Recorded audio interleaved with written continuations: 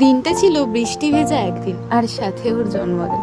প্রতি বছর এই দিনটায় বৃষ্টি যে কোনো রূপে আমাদের কাছে আসবেই। না না, যে কোনো রূপে বলতে হয় সকালে, না হয় বিকালে, না হয় দিনের শেষে, কোনো না কোনো এক টাইমে সে আমাদের দেখা দিয়েই থাকে।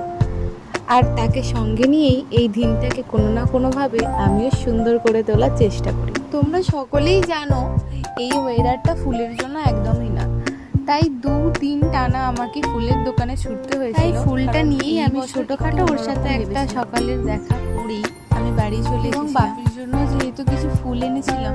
আসলে ফুলের দোকানে গেলেই বাপির জন্য কিছু না কিছু আনতে ইচ্ছেই যায়, তাই বাপিকেও সুন্দর করে সাজিয়ে বাপিকে প্রণাম করে নিয়েছিলাম, যাতে আজকের দিনটা খুব সুন্দরভাবে কাটে আমাদের।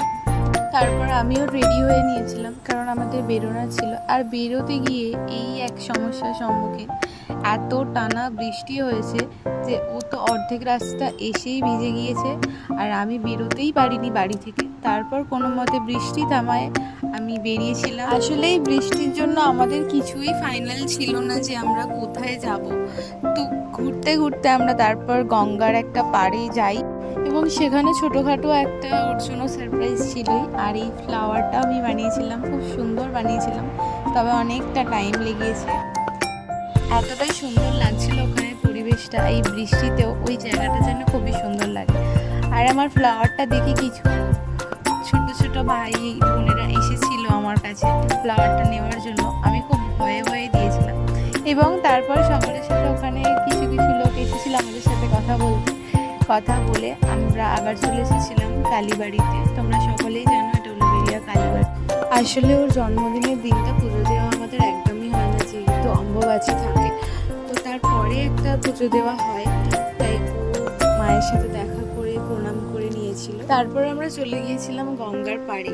জায়গাটা যেতে এতটুকু আজ মন চাইছিল না আমার, কারণ এখানে তৈরি এর আগে স্মৃতিটা আমাকে বারবার ভেঙে দিচ্ছিল সেই মুহূর্তে। তাই বেশিক্ষণ না দাঁড়িয়েই আমরা ওখান থেকে বেরিয়ে পড়েছিলাম।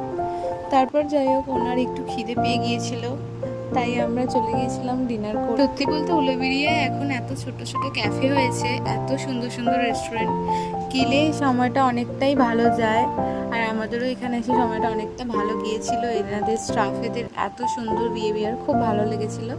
তারপর আমাকে আবার ওর সাথে আমতায় আসতে হয়েছিল, যেহেতু ওর বাড়িতেও একটা ছোট কেক কাটার আয়োজন করা হয়েছিল।